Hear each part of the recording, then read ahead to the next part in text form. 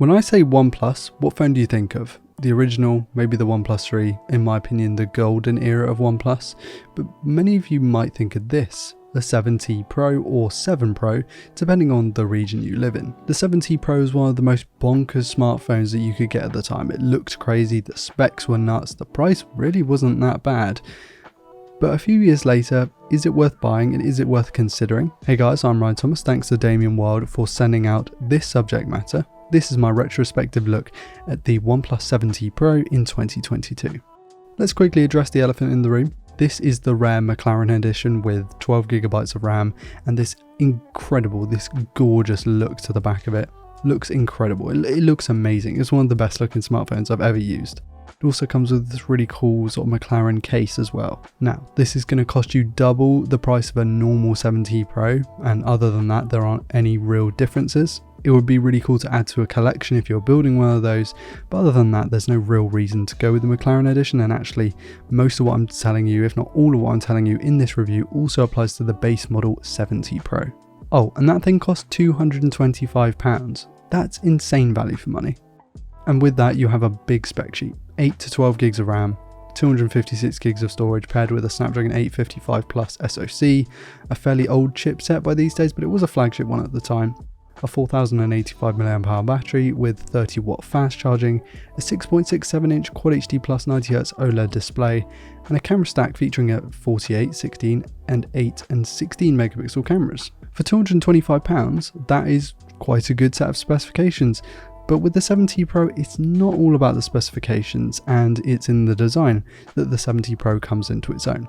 Even 3 years on, the Pro looks amazing and will likely still have your friends and family asking you what phone that is and where they can get one from. From the super thin bezels, to the rising selfie camera at the top, to the great colours, to the clean aesthetic of Oxygen OS, the 7T Pro is still a looker for sure. And it's not just in its looks that the 7T Pro's hardware shines.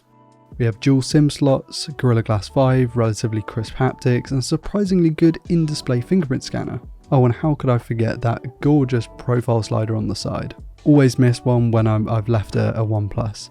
Unfortunately, it's not all amazing. There is no IP rating, which kind of makes sense given the sort of flip-up camera at the top. This might be a shame if you live in sunny Britain where the weather is pretty unpredictable, but I would say as long as you're careful with it, you shouldn't run into many issues. I'm not going to go crazy into software in this video because this review unit only goes up to Android 11 when actually the 7T Pro goes up to Android 12. So all I will say is that Oxygen OS is a really clean skin. I really like it. They update it fairly regularly and I wouldn't be disappointed with it.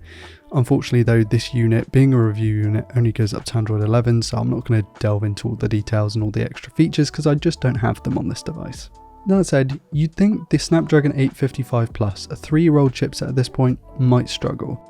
But if anything, it performs just as well as it did when it first came out. I guess that makes sense, you know, these things don't tend to degrade over time, but I thought we'd made more progression by now. Instead, what you get is a really fluid experience, you know, swiping around, multitask, and do all your social media stuff, play a few 3D games here and there, 2D games as well. Really doesn't phase this thing. I mean, there are a couple of hiccups every now and then, but they're very unnoticeable, let's say, and because the screen's only running at 90Hz, you never really feel a huge difference in speed when stuff does tend to lock up, because it's never really running uber fast to start with. It just feels quick and nippy, and it's a good device. If you're looking for one, you're worried maybe it feel a little bit slow in 2022, I would not worry about that. It is more than capable enough. And if you do go for a model with 12GB of RAM, you're going to get even more performance. Needless to say that the lighter workloads proved no issue for the 7T Pro either. I expected more issues, I don't know why, maybe I just felt like it was older than it was. Not that I can realistically say the same about the battery. Look, it's a 3-year-old battery, therefore you're likely going to run into issues with it if being degraded over time.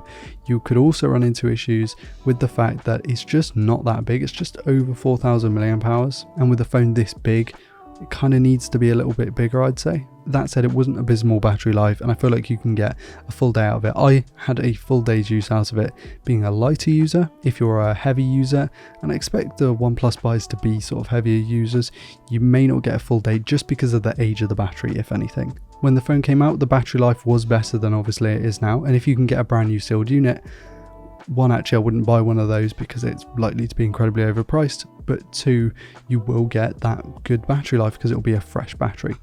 Alternatively, you could take it to your local phone shop and have them replace the battery with a fresh one. That might be an option for around £100. You may get a pretty good long life out of it after that. But if you don't want to go for that option, thankfully this thing does come with a 30-watt charger in the box, meaning that you're able to top it up at lunchtime for 15 minutes and get a lot more usage out of that battery. Unfortunately, this wasn't the time where OnePlus was introducing wireless charging, so that is omitted from the 7T Pro despite the fact it has a glass back, but I really wouldn't worry about it for this price.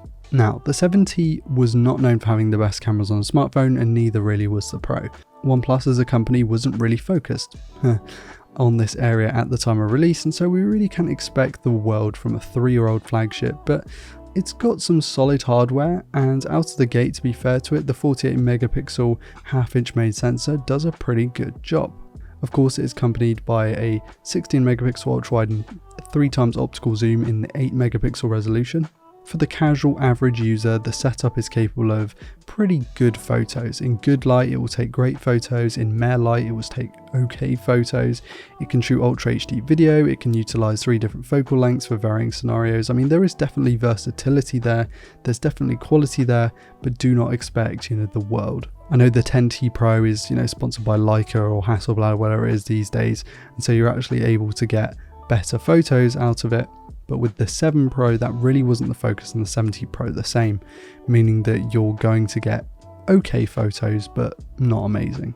The night mode is probably the weakest area because it just produces muddy images most of the time, and I'd avoid it. But outside of that environment, it takes good enough photos for most people. And that kind of brings me to the conclusion. Should you buy one of these? Probably not. You should probably go with something like the OnePlus 8 or 9, which are only a few pounds more expensive at this point. But if you have one of these and you're worried you're missing out on new technology, I really wouldn't worry that much. Phones haven't changed massively in the last 3 years. If you're on the fence about buying one of these, it's a good smartphone. If you really wanted one because of the design but you're worried about the other aspects, I would just go and buy it because it's a cool smartphone. Get one, make sure that it's been well looked after, and it maybe budget in a battery replacement on top of the price of the phone. Anyway, I want to thank Damien Wild for sending out this smartphone for a review. Really does help me out. We've got a few OnePluses on the channel at the moment. I want to give a massive shout out to my patrons for being continually supportive, so thanks guys. Leave all the links in the video description. Please do like, comment and subscribe, all that stuff. I've been Ryan Thomas, and I'll catch you later. Peace.